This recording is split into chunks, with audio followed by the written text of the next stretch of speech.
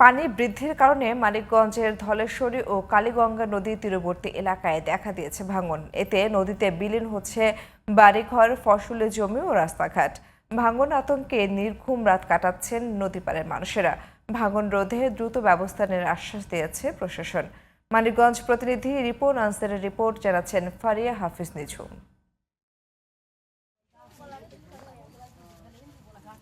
মানিকগঞ্জের ঘিওর উপজেলার ধলেশ্বরী ও কালীগঙ্গা নদীর তীরের ঘিওর, কুস্তা, কুন্ডুসা ও জাবরাসহ আশেপাশের বিভিন্ন এলাকায় চলছে ভাঙন।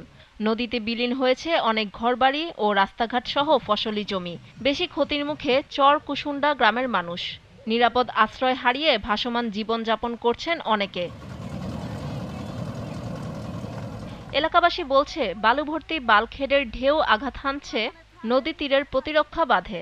এতে ধীরে ধীরে ভাঙছে নদীর তীর। মাছ দুইটা ঘর চলে গেছে নদীতে। এই জায়গা ভেঙে গেলে আর আমার কোনো যাওয়ার জায়গা নেই, সব নদীতে রয়ে গেছে। এনে অল্প একটু জায়গা আছে, তা নিয়ে বসবাস করতেছি।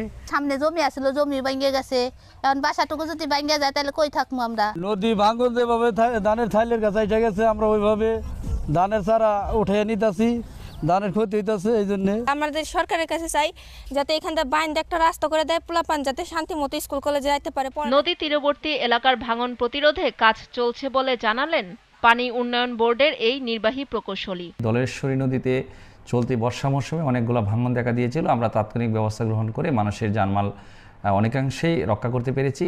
তাছাড়া যে সমস্ত ভাঙন রয়েছে সেগুলো আমরা উদ্যোগ গ্রহণ করছি, যাতে মানুষ তার ঘরবাড়ি যেন, বিশেষ করে মসজিদ, মাদ্রাসা, সরকারি প্রতিষ্ঠান যেন নদী করে বিলীন হয়ে যায়। প্রতিশ্রুতি নয়, ভাঙন ঠেকাতে দ্রুততম সময়ে ব্যবস্থা নেবে প্রশাসন, এমন প্রত্যাশা স্থানীয়দের। ফারিয়া হাফিজ নিঝুম, জিটিভি নিউজ।